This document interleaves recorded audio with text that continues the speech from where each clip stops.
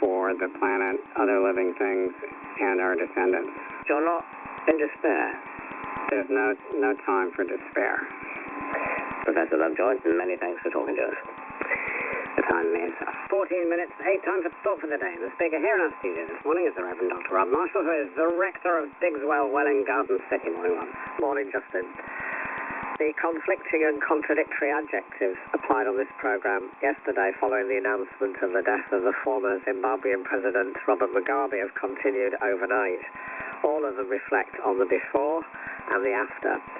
By before, I mean the better days, during which Mr. Mugabe was regarded as an icon, the founding father of Zimbabwe. But then came the period after, a time of extreme cruelty and unimaginable atrocities, when the visionary turned into a monster.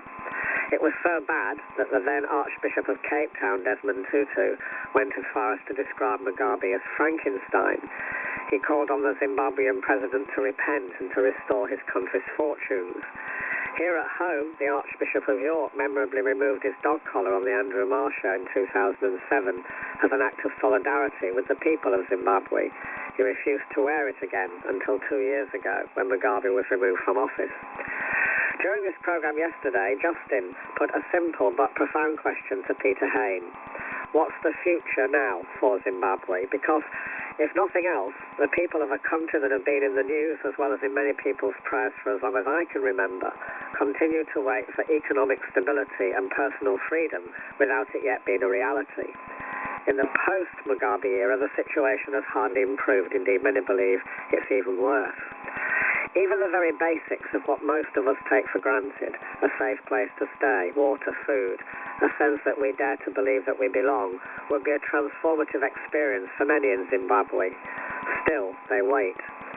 2 years ago, the Catholic Bishops' Conference there issued a statement calling for the sustainable normalization of their country. This, they suggested, could only be achieved through a people-inclusive and participatory process in a democratic way. Any kind of sustainable normalization, though, is still some way off. Faith communities and NGOs are doing exemplary work to sustain and support a people who this morning reflect on the reality of their predicament, even as all the analysis of the Mugabe era reverberates around them. So what is the future now for Zimbabwe? The Old Testament prophet said, "Take comfort, don't lose heart. However long the suffering continues, keep the faith." Such promises have sustained generations, even as they continue to ask, "How long, O Lord, how long?" And that was Thought for the Day with the Reverend Dr. Rob Marshall. The time is now 11 minutes to 8. Uxbridge and South Ruislip on the northwest edge of London is a constituency that would not normally attract much attention in an election, but at the next one, assuming it comes soon, it will. It's Boris Johnson's constituency, and it's not the safest seat. In fact, Mr. Johnson has the smallest constituency majority of any Prime Minister in recent times, just about 5,000. Our reporter Mandine Rana has been exploring Uxbridge and listening to its residents.